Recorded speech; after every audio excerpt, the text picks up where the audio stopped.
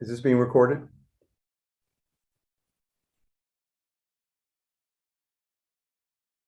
One moment. Okay. Okay, I'll see you then. Okay, this is the March 29, 2022 meeting of the Board of Estimate and Taxation for purposes of hearing a public comment in connection with the fiscal year 2022-2023 operating budget. Before we start, Mr. Mayor, would you like to make any additional comments in connection with the operating budget? Well, first of all, thank you to all the department heads and the department chiefs that work so hard on putting together a budget that I think is fair and equitable and accomplishes what we need to accomplish in delivery of services to our community. It's always very hard to put together a budget because we know we want to do so much, but we also know that we don't want to overtax our residents, which we try to avoid and try to keep taxes as low as we possibly can. I've mentioned over and over again that property tax is a very regressive tax. We wish we didn't have to tax our residents to the degree that we do. And I've looked to the state of Connecticut and hopefully to bring about some tax reform that can change the way we do business and make it a little bit more affordable to live not only in Norwalk, but in Connecticut. As you can see, we have increased the Board of Education budget by 4.5% and the city budget by 4.36, I believe, in order to fund the things we need to fund. We have worked very closely with the Board of Education and the Finance Committee of the Common Council, trying to come to an agreement. Originally, they asked for 4.5, saying that's what they need in order to do the things they need to do. They had originally asked for 9.1 because of the gap that's expected coming down the pike when the ESSER funds are no longer available. We'll be dealing with that as we move forward. As you also know, we had the efficiency study report that was just released.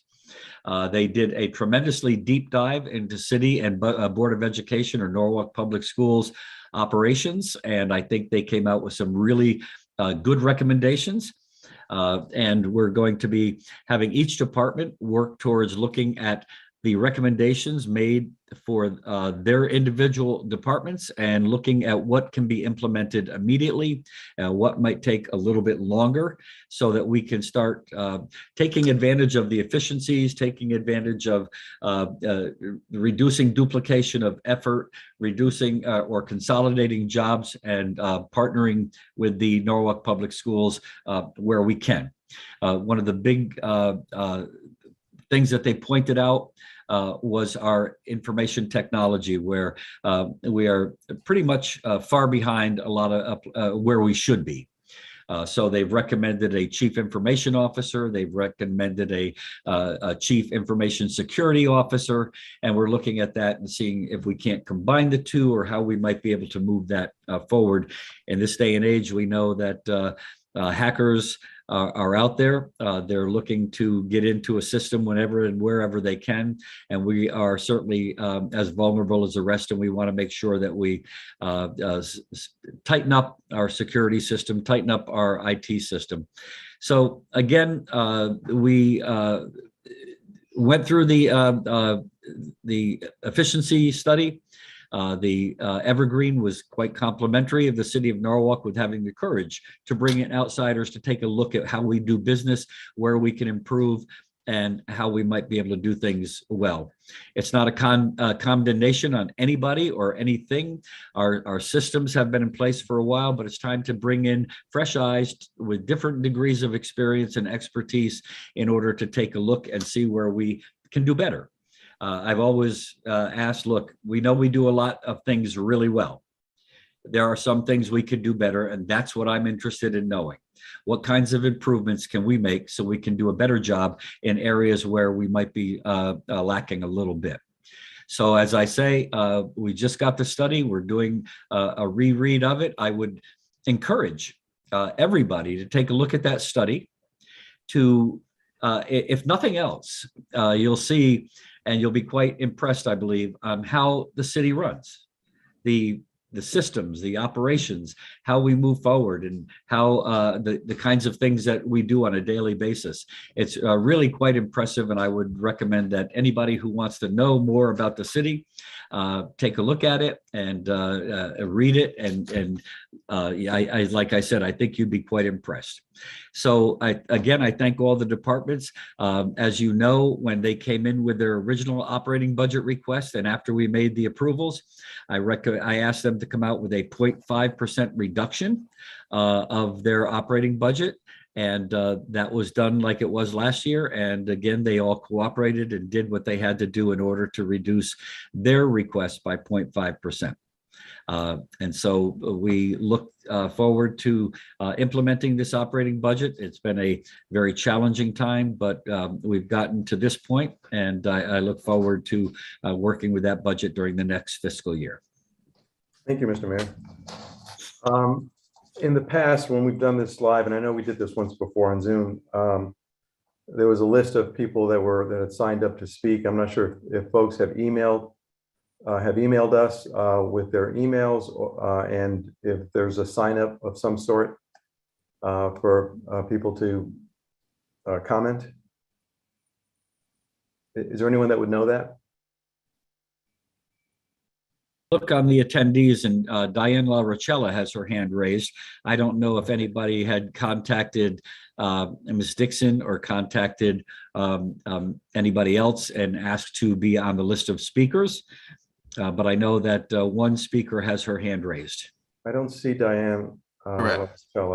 Yes, if you'd like to speak, please raise your hand electronically now, and please state your name and address. And the first person we have. Yeah, the first person up is Diane, correct? Yes. Yeah. Okay. All right, Ms. Larchella, you have the floor. Good evening, We usually relegate these to 3 minutes. There aren't that many speakers apparently today, but I'm not going to hold you to the 3 minutes. But if you could keep it reasonably concise. Thank you, Mr. Chair. Good evening, everyone. Mayor, Ms. Dixon. For the record, my name is Diane Lauricella. I'm at 21 Blue Mountain Ridge.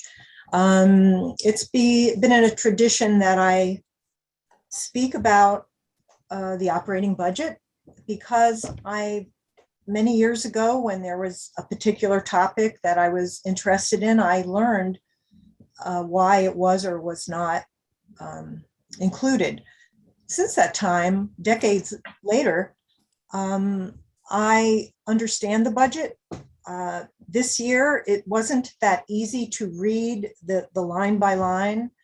I am lately very surprised that so few, especially homeowners, don't seem to understand that this is their chance to offer the mayor and this body and the city council ways that they feel that their taxes could be spent.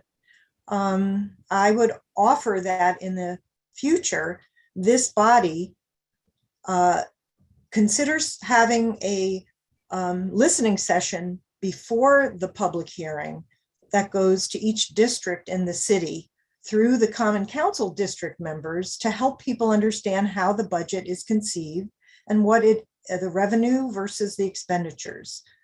I do think it is government's role to help educate people about how the money's being spent.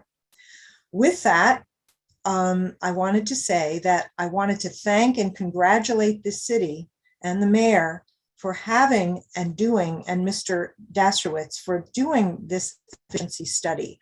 I too am still looking over it, so the comments I would make are related to things that I've looked at for several years, but I look forward to delving into it like the rest of you, the public and the council.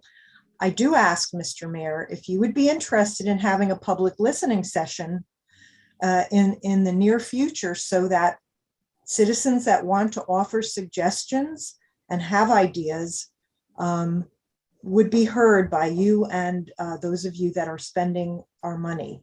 I noted that the public was not really included in with the consultants. They didn't have the time. It wasn't in the request. So I understand all that, but I do think that after some of us read this efficiency study, your public has good ideas too, and they won't even charge you. So please consider that, having multiple listening sessions. My comments on this operating budget include some wonderful things that you have decided to fund, but as many people don't always know, the operating budget includes the use of fuel oil, electricity, gas, etc. As I have noted over the years, Mr. Mayor, we need to create energy in a more robust way than this city is on pace to do, even by installing some partial solar panels on Ponus and Jefferson. We need to find someone to hire that is better at understanding how we can do zero net energy schools and public buildings. I have been attempting to help those assigned with that, both on the council and in your staff, but they are not understanding how to do it so that we could save hundreds of thousands of dollars a year creating electrons so we do not have such high energy bills. And we would reduce, and we need to say we want to reduce our carbon footprint, therefore not hook up all our schools to gas if possible. Instead, let's look at heat pumps and solar panels. And that is an expense that has been continued in this city for many years. We are far behind Fairfield and Danbury and Newtown, and I have given these examples to your staff. If they're reporting to you that they don't understand it or don't think we're ready for it, you have to find people that have open minds and have the ability to understand this. They do not. And so in your operating budget, there is a lot of wasted hundreds of thousands of dollars that could have been used on important Board of Ed projects, just because you do not have the team in place to help you and your staff understand what we can do as far as our energy expenses. The second and last thing I wanted to suggest, again, and I am somewhat satisfied that your evergreen team also stated this, is that we need a more robust grants team. I ask that this part-time position that is filled right now with a very fine person in Rita Nigri, that this position, or at least there be enough for a full-time staff, even if it's two part-time people, because there are so many grants, Mr. Mayor, that we are missing out on that other towns and cities in Connecticut are getting on things like energy, on things like PFAS, education, etc. Please consider adding in under Henry. And I was the person that suggested we move the grant team to the Finance Bureau under Henry. And I thank you for doing that. But I do feel a city of this size, approaching 100,000 people with a lot of great projects going on, we need a full-time professional team. Please consider adding that in if it isn't already. And lastly, for revenues, if we were to actually do fines in zoning, that would create not only more money in the revenue side, but it would create a message that this city sends that people that consistently violate zoning regs and air quality regs, etc., they won't get away with it in Norwalk. It could be a token you can't find everybody, you can't find everybody, FIND, but you can have more robust fine collection right now. And I thank the administration for having the violation hearings on a regular basis. Excuse me, we're way beyond 3 minutes. Could you wrap it up, please? Thank you. Certainly. I'll wind up in that for violations, Right now, in my read on, I have looked at the minutes. There are many violators whose item on the agenda has been continued for months, and they're never fined. What kind of precedent does that set? I do think we need to take a look at revenue producing grants and make sure we have robust fines.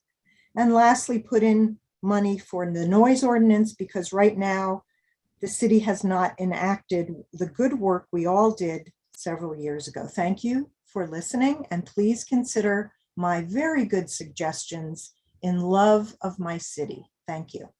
Thank you, Ms. Lauricella. I will note that you mentioned lastly about 4 times, but thank you for your comments. Next, we have Kara Bakey. Okay. I don't see her hand up, but Ms. Bakey. Yes, I'm you have here. the Can you floor. hear me? Yep. Great, thank you. Kara Nelson Bakey, 69 Melbourne Road. I'm speaking as a citizen of Norwalk and a parent of a P-Tech sophomore, as well as a member of the Norwalk Board of Education. Tonight, I wanted to read the op-ed that was recently published in Nancy on Norwalk, as well as the Norwalk Hour, in case you have not had a chance to read it. On Tuesday, March 15th, Mayor Rilling submitted his fiscal year 23 capital budget recommendation in alignment with the city charter. In addition to funding for instructional technology and fuel tank replacements, the mayor's recommendations included adding back the $600,000 originally requested by the Board of Education for security enhancements. Surprisingly, this critical line item had been eliminated in the capital budget recommendation made last month by the city's chief financial officer. As a longtime advocate for school safety, I was pleased to hear of the mayor's commitment to school safety. In the disruptions that we all endured during COVID, it was perhaps easy to put safety and security on the back burner. Our attention was directed towards positivity rates and hospitalizations, masking and quarantines, remote and hybrid learning.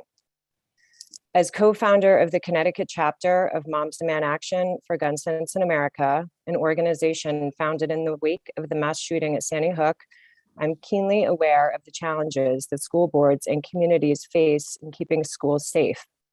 Over the years since the tragedy in Newtown, Norwalk Public Schools and other Connecticut school districts have been proactive in upgrading safety protocols and procedures and finding ways to prevent or mitigate threats. But the reality is that this job is never done. Safety and security require continuous attention and investment. Once funding is approved, assuming it is, Norwalk Public Schools and the Board of Education will finalize priority initiatives that will enhance our current systems.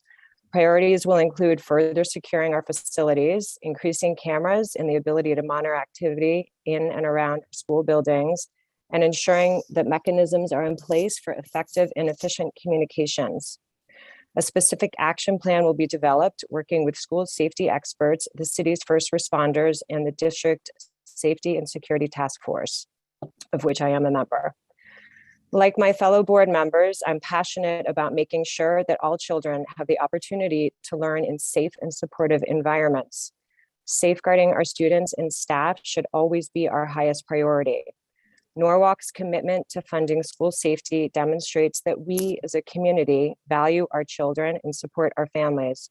I thank Mayor Rilling for his leadership and support for school safety, and I encourage the Common Council to approve the full amount of the Board of Education's capital budget request. Thank you. Thank you, Ms. Bakey. And thank you, Kara. I truly appreciated those words. Thank you. Thank you, Mayor Rilling. Are there any other comments? I will note that the BET and I believe the finance department as well as the mayor. I'm not sure if that's the case with every email, but we did receive emails over the course of the last week one from Catherine Gallup, one from Julie Fleming, and one from Jessica Hurley, all on behalf of the the Board of Ed's request. And I think all suggesting that the Board of Ed increase I guess 4.5% that has been recommended thus far. And so we will, I guess, either print those or in some way include those in the record of this public hearing. Mr. Chairman, also, I believe some of them indicated that they wanted to increase the 4.25 that we provided for the Board of Education. And as I mentioned earlier, we are increasing the Board of Education budget, or recommending that increase to 4.5%. And the budget that we are going to hopefully be forwarding to the Common Council does come in under the cap that they set. Thank you, Mr. Mayor. Any other comments?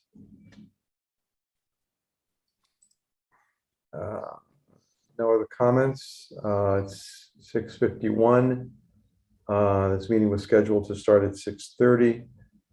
All the department heads are here, and thank you for being at this meeting to answer any questions that the public might have. I don't know what anyone's suggestion is, how long we can keep this, we should keep this open. I propose that we keep it open another 4 minutes to 6:55, unless someone thinks we should keep it open until 7. But there appear to be no other comments from the public at this point. I have no objection to keeping it open until 7 o'clock. I think that would be fair, and offering people who might not be able to get home from work in time, might be caught in traffic. We know that traffic flows very smoothly in Fairfield County, so shouldn't be a problem there. But perhaps somebody's stuck in traffic, and we might want to give them an opportunity to join in and make their comments. Thank you, Mr. Mayor. I think that's a good idea. If anyone else that's attending now from the public would like to speak, please raise your hand electronically now.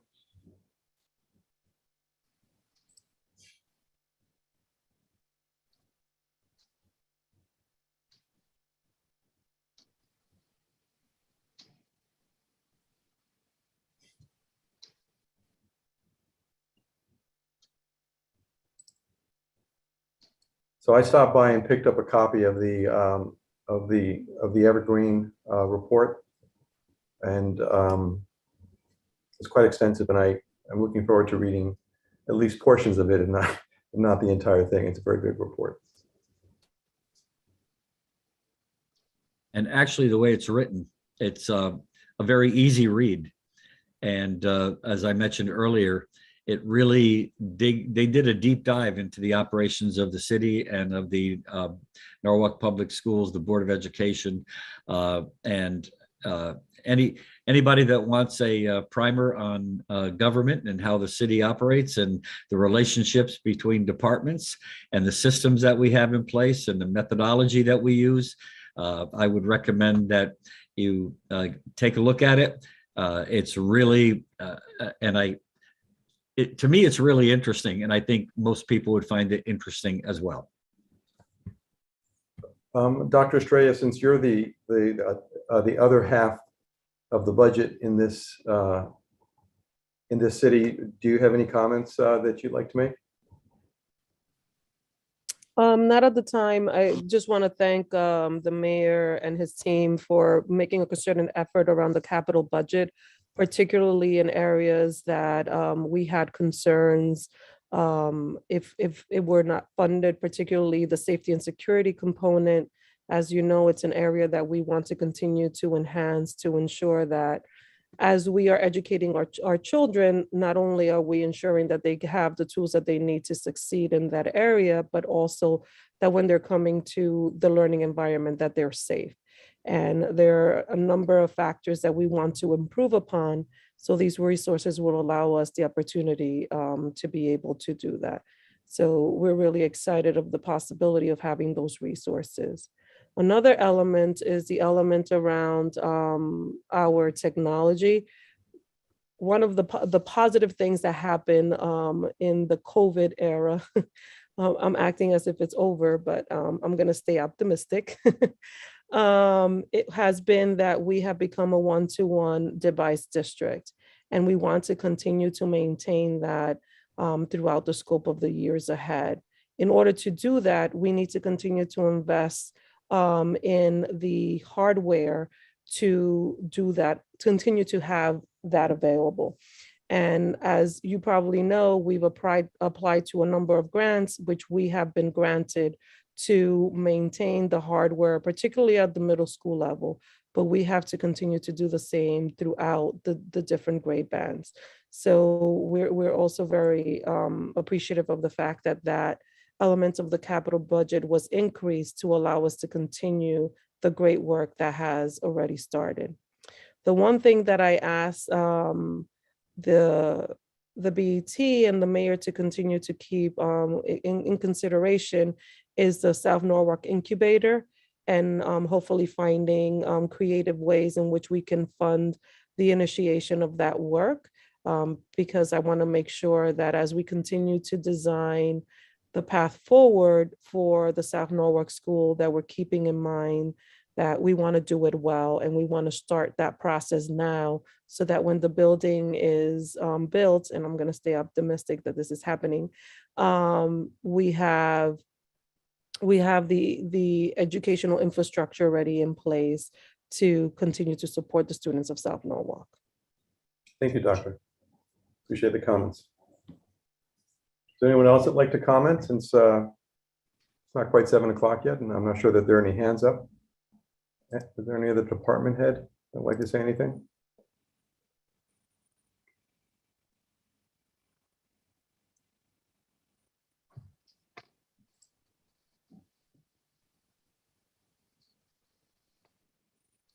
Just quickly, going back to the capital budget, I see Ms. Brescia on, and she has been a staunch advocate for the Lockwood Matthews Mansion, among other things. And as you know, in our capital budget, we had $3 million allocated towards the infrastructure repairs that they needed. Hi, Patsy.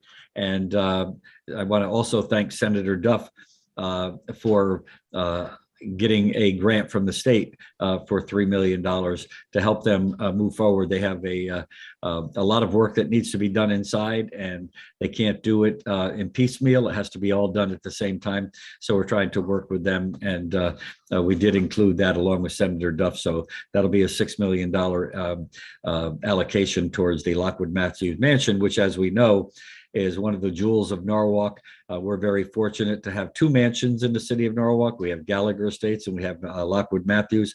There's a tremendous history behind Lockwood Matthews, and going inside is a treat and a real education as to the history behind it and the history of Norwalk, and for that matter. Thank you, Mr. Mayor. Is Henry still on the Zoom? Oh, there he is. I figured I'd be remiss if the finance director didn't have anything to add to. Well, thank you. I did want to thank my team. Tom Ellis has been on board as budget director for less than 3 months. Chisme Lamb, the controller, and the deputy controller, Karen, have been unfailing in their support and helping Tom get up to speed and work through the budget, both on the operating and the capital side. Lola, who supports our whole finance department, also has done yeoman work. So I just want to thank the team for pulling together thousands and thousands of numbers for all the different departments, and the 7 or 8 different iterations of the operating budget, as well as the capital budget. So thank you, team, on a job well done. Thank you, Henry. It's just about to be 7 o'clock. I don't see any hands up. So at the stroke of 7, I guess we're going to be signing off. Is there? I'll entertain a motion at that point to adjourn. So moved. It's been moved. Yes, the stroke of 7 just happened. There you go. All right. Thank you all for being available for the public and for the public comments, both here and in the form of emails to the BET. The emails will be included as part of this record in some way. And I appreciate everyone's attendance. Thank you. Thank you. Good evening, all.